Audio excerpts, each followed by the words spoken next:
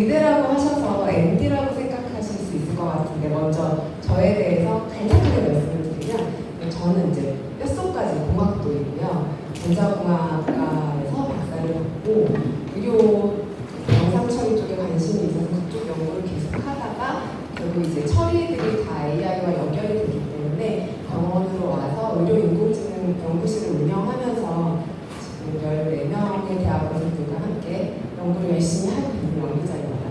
그래서 사실은 너가 뭘 개발했니? 너 병원에서 어떤 종류의 연구를 하고 있니? 이런 거 발표하라고 하면 되게 멋지게 잘할 자신 있거든요. 한 것도 많고.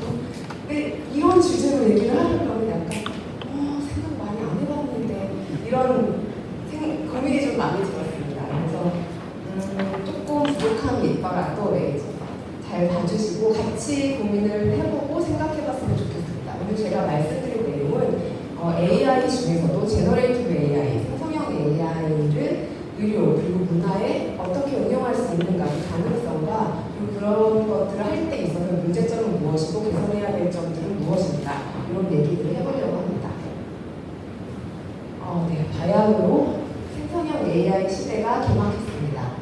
올해 초에 주요 글로벌 기업 어니쿠에서 중요한 키워드 중에 하나가 AI였고 그 중에서도 제너레이티브 AI를 픽했습니다. 우리가 여태까지는 글이나 알고리즘, 코딩 이런 것들이 다 창작이기 때문에 인간만이 할 수 있다고 생각을 했었고 기껏 해봐야 AI 적용해도 그냥 질문하면 그거에 맞는 대답 잘 찾아주고 이 정도겠지라고 생각을 했는데 이제는 시도 쓰고 글도 쓰고 무엇보다 논문까지 씁니다. 요즘에는 이제 학계에서는 이번에도 저도 학계에서 튜터리얼도 한 교수님을 초빙을 했는데 챗 GPT로 논문을 작성하는 방법 이런 것들을 이제 강의를 할 만큼 저희 안으로 생성형 AI가 많이 들어와 있습니다. 코딩만 해도 사실 코딩은 우리 영역이다, 인간의 영역이다 이렇게 생각을 했지만 현재는 딥러닝 코드도 자동 생성을 해주고 있고 HTML 페이지도 자동으로 생성해주는 이런 것들이 있고 더 나아가서 사람의 요구사항을 받고 적당한 레퍼런스들을 찾아서 코딩하고 수정하는 솔루션까지 나온 상태입니다. 그림 쪽은 이런 워딩들이 사실 조금 불편하실 수도 있는데요. 이게 제가 요 근래 이제 의료인공지능 쪽이 너무 발전을 많이 하면서 일이 굉장히 많다 보니까 저희 학생들이 조금 도와줬습니다. 그러다 보니까 워딩들이 조금 재미있다고 하면 재미있게끔 쓰여져 있는 거라서 조금 이해해 주시고요. 네, 그림 쪽, 그러니까 문화예술 쪽에서는 더 많은 발전들이 일어났다 얘기를 하려고 하는 거고 올해 이제 오픈 AI에서 소라가 나오면서 기존의 것들보다 훨씬 더 뛰어난 영상들을 제작할 수 있게 되었습니다. 겨우 1년 차인데 이렇게 영상의 그 능력치, 생성형 AI로 할 수 있는 일의 그 능력치들이 달라졌고요. 이 소라를 통해서 만든 광고 콘텐츠들인데 너무 어마어마하죠. 이건 정말 배우도 없고 그냥 생성형 AI가 알아서 만든 건데 오류도 하나도 없어 보입니다. 그래서 이렇게 잘 만들고 있고요. 처음에 이제 생성형 AI 얘기가 나왔을 때 GPT 3.5 이런 것들도 시작을 했는데 지금은 이제 그 얘기는 하지도 않고 올해는 오픈 AI에서 많은 솔루션들이 나왔기 때문에 이제 1, 2, 3등을 차지하고 있으나 이것도 언제 바뀔지 모를 만큼 생성형 AI는 계속해서 많은 기업들도 달려들고 있고 개발이 솔루션들이 다양한 것들이 새로운 모델들이 나오고 있습니다. 이거는 이제 사람이 할 수 있는 일을 베이스라인으로 잡고 생성형 AI가 얼마큼까지 쫓아올 수 있느냐를 보여주고 있는 건데 지금 이 태스크들을 보시면 다들 뭐 약자를 쓰여져 있어서 정확하게 판단하시기 어렵겠지만 대략적으로 이런 것들입니다. 초등학교의 과학 문제를 푸는 것, 수학 문제를 푸는 것, 빈 문장이 있을 때 그 빈 문장을 메꿔 넣는 것, 내지는 어떤 문장을 보고 그거의 결론을 유추하는 것 이런 것들에 관련되어 있는 테스트가 담겨있는 이제 데이터셋이 있고요. 그거에 대해서 그런 문제들에 대해서 인간이 이 정도로 유추할 수 있다라고 지금 스코어링을 해놓은 거고 현재 보시면 대부분 다 인간 정도까지 지금 생성형 AI로 결과를 잘 내고 있다는 걸 보실 수 있고 이거에서 더 놀라운 건 어떤 기업체에서 자기만을 위해서 만든 게 아니고 무료 솔루션 가지고 해본 결과입니다. 그래서 이만큼 발전이 많이 되고 있고요. 그 사람의 질병에는 이런 착화증이라는 질병이 있습니다. 말짓기증이라고 얘기를 하는데 실제로 경험하지 않은 걸 내가 실제로 경험했고 있었던 일이라고 이렇게 스스로 믿고 있는 것, 이런 거를 이제 착화증이라고 하는데, 생성형 AI도 이런 착화증이 있습니다. 다들 많이 들어보셨겠지만 할루시네이션이 그런 문제이고요.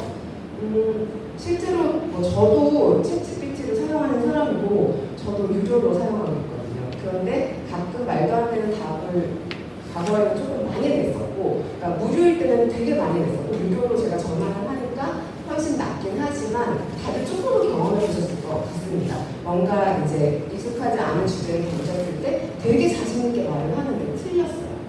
그런 것들을 경험을 해보셨을 거라고 생각합니다. 그런 게 다 할루시네이션 문제고요. 종류도 굉장히 다양합니다. 첫 번째로 말씀드릴 거는 문장이 외형적으로 타당해 보이지만 내용상 웃음을 포함하고 있는 경우.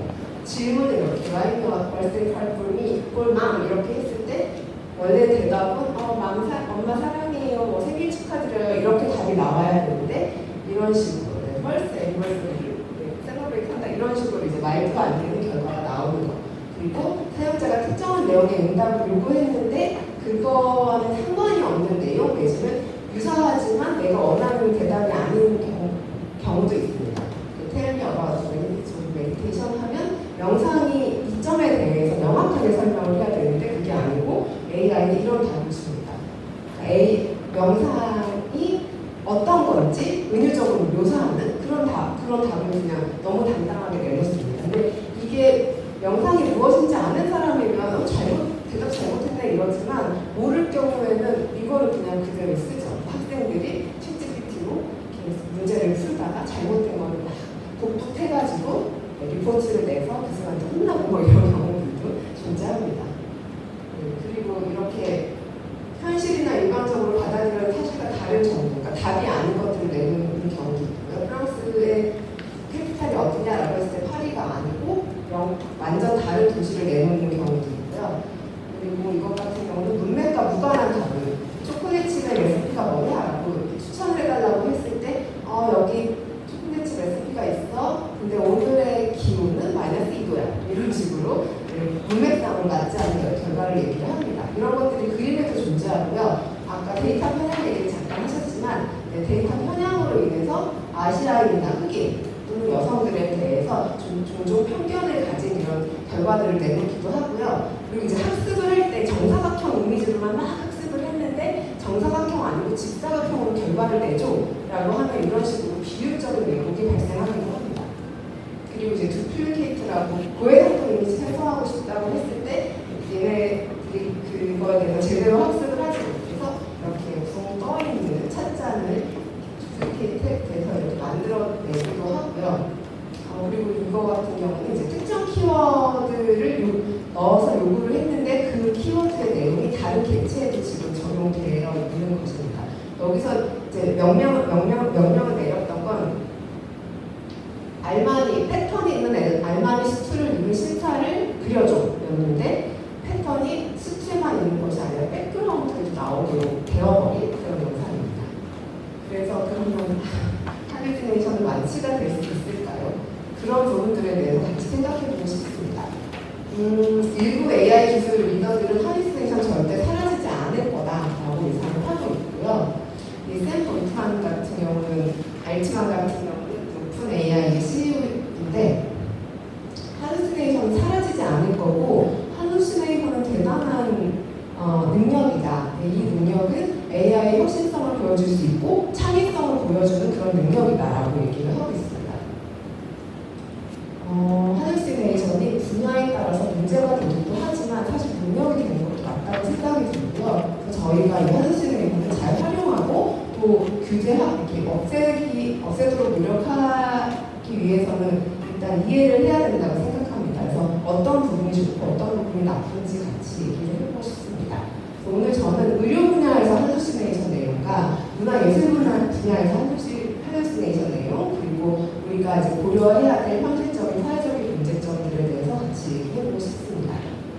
먼저 의료 쪽으로 얘기를 해보면 의료 AI는 지금 어마어마하게 발전을 하고 있고 사실 성공한 기업은 없습니다. 우리나라에도 거의 독립적으로 빼놓고는 수입이 나는 기업들이 아직 적기는 하지만 솔루션적인 부분에서는 굉장히 많이 나오고 있고 저희만 해도 저희 연구실에서 만든 솔루션들로 실제로 병원 안에서 사용하기도 합니다. 그래서 도입 요구도 많고 시장 규모도 확대되고 있는 것은 맞다고 생각이 들고요. 다만 이것으로 이익을 어떻게 창출하느냐 이거는 또 다른 문제라서 여기서는 뭐 그 얘기는 하지 않겠습니다. 그리고 이거는 대국민 설문조사를 한 결과인데 우리나라 국민들도 우선적으로 인공지능이 대중화돼야 된다라고 얘기했던 부분이 병원 의료 헬스케어 분야입니다. 네. 전 세계적으로도 헬스케어 시장 규모는 계속 늘어나고 있고요.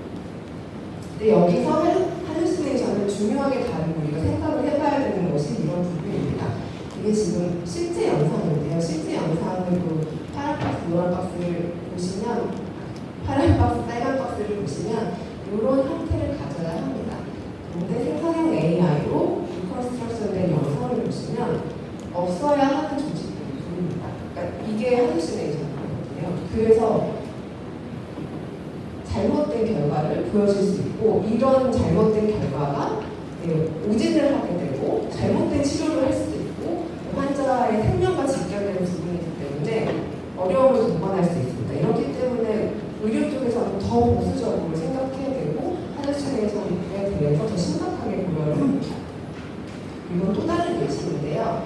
이 DDPM이라는 건 이제 디오리진 디퓨전 프로버비스티 모델이라는 생성형 AI 모델 중에 하나입니다. 이 DDPM이라는 모델로 건강한 애들만 학습을 시켰고요. 그리고 나서 지금 이 영상은 T1 영상인데 MRI 영상에서 T1 영상인데 T1 영상은 플레어 영상으로 만들어줘라고 이렇게 했을 때 플레어 영상으로 만들지만 이 학습 자체가 건강한 내용만 했었기 때문에 여기에 나타나 있는 이 종양을 제대로 반영을 하지를 못합니다. 그래서 이제 사실 이 논문 자체는 이런 것들을 보완하는 것들을 우리 개발했다라는 내용인데 여기 뒤쪽은 안 보셔도 되고 이 앞쪽만 봤을 때 이 종양 부분을 제대로 반영하지 못하는 것들을 보실 수 있고 이런 것들을 이제 구조적 환각, 스트럭처럴 할루시네이션이라고 얘기를 하고요. 이 예제 같은 경우는 아까는 이제 T1 영상에서 플레어 영상인데 이거 같은 경우는 플레어 영상에서 T1 영상으로 바꾸는 그런 수행하는 결과였고요. 이거는 이제 사이클겐이라고 굉장히 많이 알려진 생성형 AI 툴을 가지고 지금 학습한 결과이고요. 이 A에서는 목표 데이터셋에 종양 예시가 없었기 때문에 모델이 종양을 제거하는 방향으로 결과를 냈습니다. 사실은 이렇게 돼야 맞거든요. 종양이 존재하기 때문에 여기도 종양이 존재해야 되는데 이 목표 데이터셋에 종양 예시가 존재하지 않았기 때문에 이런 결과를 냈고요. B는 학습 중에 목표 데이터셋이 종양 예시만 존재했었기 때문에 지금 플레어 영상을 보시면 깨끗하거든요. 깨끗한데 여기 이거를 트랜스폼을 해보니까 종양이 마치 있는 것처럼 결과를 냈습니다. 이렇게 데이터셋을 어떻게 학습을 시키느냐에 따라서 이런 종류의 할루시네이션이 일어날 수 있고요. 그래서 의료 분야에서 할루시네이션을 줄일 수 있는, 해결할 수 있는 방안들을 많이 연구하고 있는데요. 크게 4가지가 있습니다. 먼저 데이터, 보통질의 데이터, 전문가가 검증한 데이터, 그리고 목표에 맞는 데이터를 다양하게 잘 넣는 것 당연히 필요하고요. 그리고 설명 가능한 AI, XAI를 잘 활용을 해서 단계의 과정을 투명하게 보여줌으로 해서 할루시네이션이 일어나는 것들을 방지할 수 있습니다. 그리고 모델 검증하고 피드백하는 과정을 잘 설계를 하여서 이제 전문가가 검증을 하고 피드백을 제공을 하면 재학습을 해서 할루시네이션이 일어났던 부분들을 계속 없애려는 방향으로 학습을 여러 번 하는 그런 방법들이 있고요. 그리고 사후 검증 시스템을 구축을 할 수도 있습니다. 결과가 나왔을 때 이중 검증을 하고 비정상적인 데이터를 걸러내는 방식을 해서 그러니까 데이터가 적합하지 않은 데이터들을 걸러내서 이제 할루시네이션이 잘 발생하지 않도록 하는 이런 방안들이 있는데요. 좀 더 구체적으로 살펴보면 이 논문에서 할루시네이션을 줄이기 위해서 한 방법은 사람의 전문 지식을 방식을 모델 개발 단계에 적극적으로 반영해서 줄이는 방법입니다. 이런 것들은 사실 의료 쪽에서는 원래 쓰이고 있었습니다. LLM이 아니고 생성형 AI가 아니더라도 원래 쓰이고 있었는데요.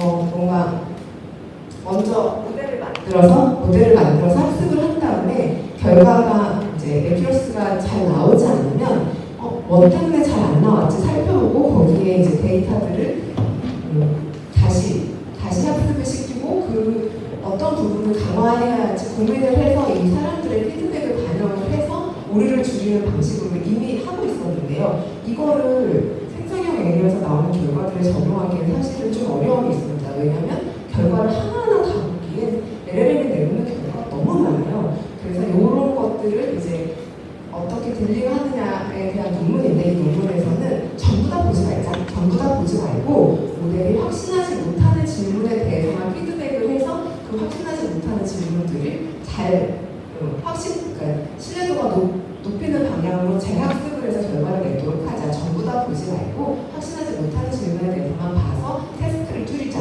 이런 내용으로 이제 논문이 나왔었고요. 그리고 프롬프트 엔지니어링 방법을 사용할 수 있습니다. 프롬프트 엔지니어링은 모델에 제공하는 입력을 계산을 해서 정확한 출력을 유도하는 기법인데요. 이제 LLM이 불확실한 신뢰도가 되게 낮은 답변을 생성을 했을 때는 모르겠다라고 답변을 하도록 코딩을 하고 그 다음에 이제 지식 검색 강화 기법을 사용을 해서 그러니까 외부에서 신뢰할 수 있는 레퍼런스들을 더 참조를 해서 다시 얘기하도록 이렇게 다시 학습을 하는 이런 방식들이 존재합니다. 그리고 또 하나는 자동 탐지, 사전시뮬레이션이 일어나는 걸 자동 탐지하는 그런 시스템에 대한 연구들도 있는데요. 이것은 전문가들이 LLM도 사용하고 전문가들이 이제 정답을 다 하나하나 봤던 데이터셋을 따로 학습을 해서 얘를 레퍼런스 삼아서 지금 이 생성형 AI에서 나오는 결과가 이 결과와 어느 정도의 일치성을 가지고 있는지 그 신뢰도를 이제 판단을 해서 할루시네이션을 찾아내고 그 다음에 해결하는 그런 방법들도 있습니다. 앞에서 말씀드렸던 이런 것들을 수행을 할 수 있으려면 결국은 이 불확실성을 정량화할 수 있는 방법들이 존재해야 되는데요. 그래서 이런 예측 불확실성을 정량화하는 방법들도 많이 개발되고 있습니다. 그리고 의료 분야에서 생성형 AI를 활용한 예시를 몇 개 살펴보려고 합니다. 먼저 저희는 보수적으로 써야 되잖아요. 의료 쪽에서 보수적으로 써야 되기 때문에 그냥 가장 편하게 하는 것들이 어그멘테이션, 데이터를 늘릴 때 사용을 많이 합니다. 지금 이 영상은 예시가 펫 영상에서 CT 영상으로 만들어내는 그런 예시인데요. 이제 이런 것들을 이용을 해서 데이터 증강을 어떻게 하냐면 어떤 데이터는 양이 적고 다른 데이터는 양이 많을 때 예를 들어서 펫 데이터는 양이 적고 펫 데이터는 양이 많고 CT 데이터는 양이 적을 때 펫 데이터를 CT 데이터와 해서 만들어낸 것들을 CT 데이터와 섞어서 쓰므로 해서 데이터를 늘릴 수 있습니다. 그리고 이 아래 거는 이제 모션 블러가 일어난 것들을 이 생성형 AI를 통해 가지고 잘 나오는 영상으로 바꾸는 것들인데요. 이런 이제 노이즈 관련된 것들을 딜링할 수 있는 생성형 AI를 이용을 함으로 해서 원래 뭐 좋은 영상들만 있다. 근데 좋은 영상들만 학습하면 결과가 잘 안 나오잖아요. 나쁜 영상이 들어왔을 때. 이 좋은 영상을 노이즈가 많은 영상으로 바꾼다거나 블러가 있는 영상으로 바꾼다거나 내지는 블러가 있는 영상들만 있을 때 블러가 없는 영상으로 아니면 그 정도를 이렇게 다르게 한다거나 이런 식으로 해서 데이터 증강을 해서 학습에 사용하는 경우들이 있습니다. 그리고 신약 개발에서도 사용을 하고 있고요. 이 엔비디아에서 바이오네모라는 플랫폼을 이제 출시를 했는데요. 이 플랫폼은 단백질의 화합물의 3D 구조를 예측하고 분자 상호작용 분석을 지원하는 그런 플랫폼입니다. 이 플랫폼은 기존의 AI와 다르게 이제 생성형 AI를 같이 적용을 해서 만든 그런 플랫폼이고요. 이런 것들을 이용해서 신약 개발 시간이 당겨지고 비용도 줄어들고 그런 이점이 있을 수 있습니다. 그리고 actual language in the context of medicine. It can also perform reasoning and inference based on medical knowledge. So Medcom 2 is a special type of AI designed specifically for the medical field. Google's AI text online. They will talk to your AI models like Google search, translate, photos, assistant, and bar. Now, MedPalm 2 is a help generate natural language in the context of medicine. It can also perform reasoning and inference based on medical knowledge. 우리나라 같은 경우에는 카카오 헬스케어에서 나이파 이게 카카오 헬스케어만 된 것들은 아닌데요. 이제 제가 사실은 이 연구를 같이 하고 있기 때문에 예시를 가지고 왔고요. 나이파에서 LLM을 이용한 AI 보건 의료 사업을 이제 내놓았었고 그 중에서 이제 카카오 헬스케어는 소아 청소년을 위한 초보대 AI 보건 의료 서비스 개발을 수주를 해서 지금 연구를 하고 있는데요. 이런 LLM을 통해서 대화형 소아 건강 상담 서비스, 말 그대로 의료 챗봇이죠. 근데 소아들을 위한 그런 서비스, 맞춤형 질병 예측 서비스, 질문 추천 서비스, 처방 보조 서비스 등을 지금 개발을 활발히 진행을 하고 있습니다. 우리나라에서도 LLM을 이용해서 이 의료 쪽에서도 개발을 지금 진행을 하고 있고요. 또 이거는 마이크로소프트에서 내놓은 솔루션인데요. 이너아이라고 AI를 활용해서 CT나 MRI 영상을 자동으로 분석하고 치료 계획을 제안하고 이런 솔루션입니다. 이제 생성형 AI가 들어가야만 할 수 있는 그런 일들이고요. 그리고 이제 가상현실 플랫폼에 생성형 AI가 들어가서 더 리얼하고 더 촉각 피드백, 시각적 피드백을 잘 반영을 해서 교육 및 시뮬레이션을 할 수 있는 툴들도 나와 있습니다. 그래서 의료 쪽에서는 굉장히 보수적으로 사용해야 하지만 생성형 AI가 쓰고 있고 그 대신 할루시네이션을 방지하기 위한 여러 가지 기법들을 개발하고 있고 적용하고 실험을 하고 있다. 그렇게 생각해 주시면 될 것 같고 생성형 AI를 쓰지 않는 것이 아니라 할루시네이션을 없애는 방향으로 해서 이제 의료진의 의사결정을 하는 좋은 도구로 사용하기 위해서 노력하고 있다. 이렇게 생각을 해주시면 될 것 같고요. 문화예술 쪽으로 넘어가 보면 문화예술 일반 생활에서도 당연히 생성형 AI가 많이 도입되어 있습니다. 여기 보시면 넷플릭스가 100만 명을 달성하는데 3.5년이 걸렸는데요. 챗GPT가 100만 명을 달성하는데 5일이 걸렸습니다.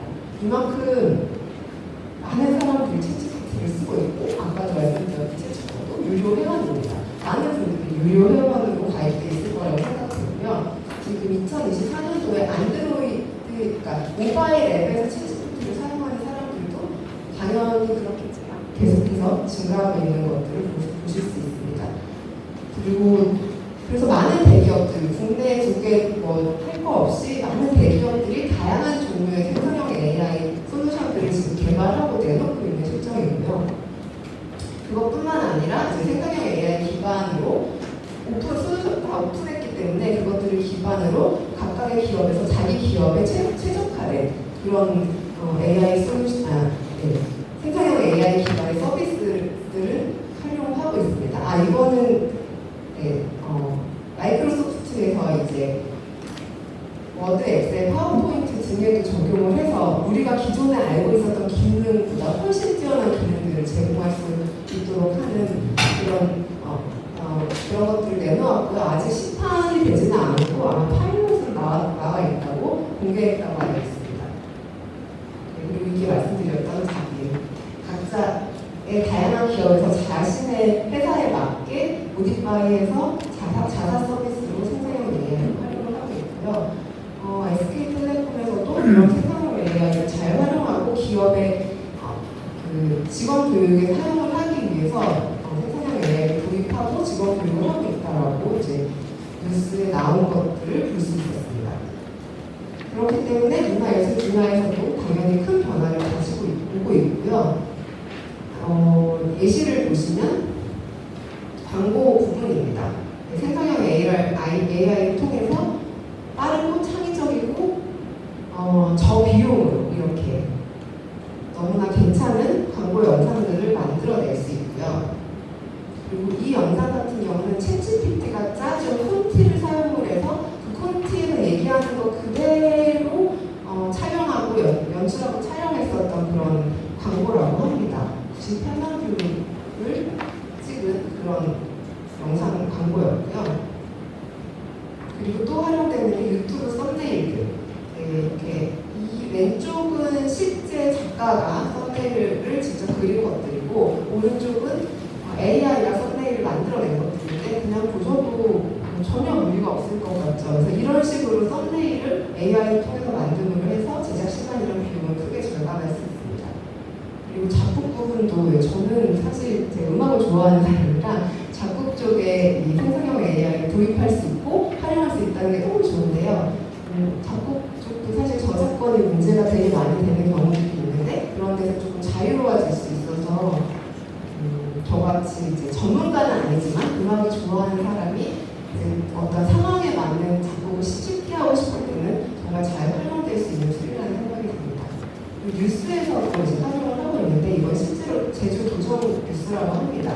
제주도에서는 작성도 AI가 방송 원고를 작성을 하고 그거를 이제 당연히 검토를 해주시겠죠. 검토를 한 다음에 이 사람은 실제 사람이 아니고 가상 인간입니다. 가상 인간 제이나라는 아나운서가 이렇게 이 대본을 원고를 읽어서 뉴스를 만들어낸 것들을 보실 수 있습니다. 저는 처음에 이거 찾아볼 때 보고 깜짝 놀랐어요. 너무 사람들이 좀 똑같아가지고 알고는 있었지만 이렇게 실제로 뉴스에 이렇게 적용을 한 거를 보니까 좀 더 좋아 보이더라고요. 편집된 내일은 이 부분은 OTT 플랫폼 유료화에서 내일은 김상수 많이들 보셨을 텐데 그 드라마가 다시 돌풍을 일으키고 있고 OTT 플랫폼 유료 가입 이익은 도대체 1순위에 올랐다라는 얘기인데요. 이 드라마를 그냥 내보낸 것이 아니라 생성형 AI를 이용을 해서 재편집을 해서 내보냈습니다. 노이즈를 없애고 좀 블러리했던 부분들을 더 명확하게 만들고 채도를 높이고 이런 것들을 생성형 AI를 통해서 해냈고 이게 도입 이전에는 60분짜리 드라마를 두세 달이 걸렸는데요. 이걸 도입하고 나서는 이제 40분, 비용은 10분의 1로 줄었다고 얘기를 합니다. 네. 그래서 의료 분야랑 다르게 할루시네이션이 문화예술 분야에서는 새롭게 더 좋은 도구로도 사용될 수 있구나라는 생각이 저는 앞에서도 이렇게 느끼실 수 있을 거라는 생각을 했고요. 생성형 AI로 그냥 제대로 만들어낸 것들도 있겠지만 할루시네이션이 생겨서 만들어낸 것들도 사실은 독창적인 표현, 또 새로운 시도 이런 것들로 될 수 있는 것들이 이제 문화예술 분야라는 생각이 듭니다.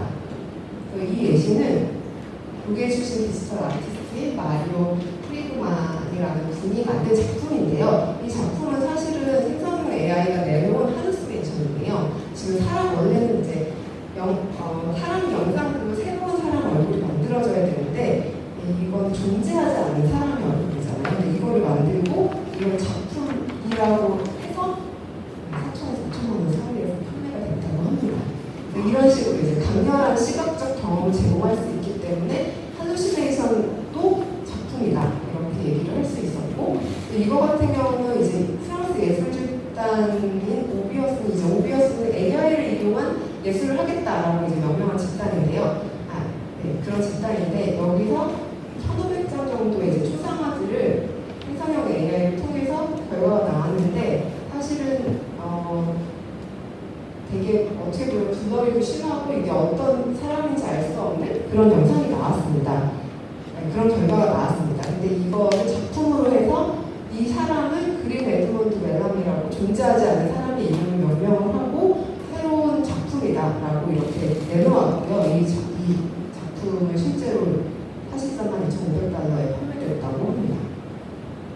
이런 부분에서 이제 현실적인 문제들이 존재를 하는데요. AI 적용을 하고 할루시네이션 세계도 이런 부분들에서 먼저 생성형 AI에서의 문제의 가장 큰 문제는 딥페이크 이슈가 있죠. 윤리적인 여러 문제들이 존재합니다. 그리고 문화예술 쪽에서 보면 사실 예술 작품을 생각할 때 창의성도 있지만 저는 정말 많은 노력이 들어가 있고 많은 정성이 들어가 있는 작품을 보면 되게 감동을 받거든요.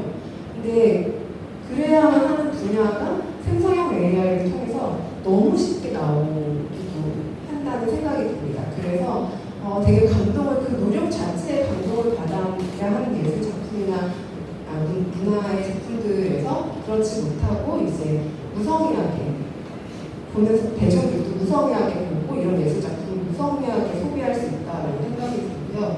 그리고 그렇기 때문에 가치적으로도 어떤 독창성, 창의성 이런 부분에 대해서 조금 평가 하락이 일어나고 이런 부분들이 존재한다고 생각이 듭니다. 그리고 또 다른 비용적인 부분은 생성형 AI를 돌리고 저희도 요즘에는 생성형 AI로 연구를 되게 많이 하고 있거든요. 근데 어떤 태스크는 한 에폭을 돌리는데 4, 5일이 걸려요. 근데 보통 에폭을 한 100번은 돌리거든요, 최소한. 그러면 어마어마한 시간이 걸리는 거죠.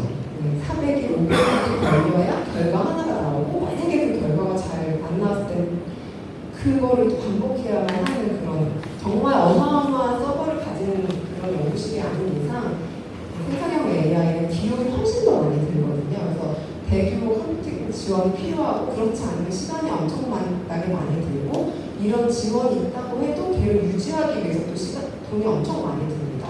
그래서 챗GPT 같은 경우는 하루 유지 비용이 9억 원이라고 하는데 이런 비용의 문제들도 존재한다. 그냥 왜 못해 생성형 AI가 나왔는데 근데 왜 이거 못 만들어내? 이거 왜 못해라고 얘기만 하기에는 사실은 비용적인 측면도 굉장히 강하다라는 말씀을 드리고 싶고 그리고 이제 환경적인 측면에서도 AI 모델을 훈련하고 이런 데 있어서 비용뿐만 아니라 많은 에너지 소비가 들고 온실가스 배출량을 훨씬 높이는 그런 요소가 됩니다. 그래서 이런 환경적인 문제에 대해서도 우리가 생각을 좀 해봐야 되지 않나라는 생각이 듭니다.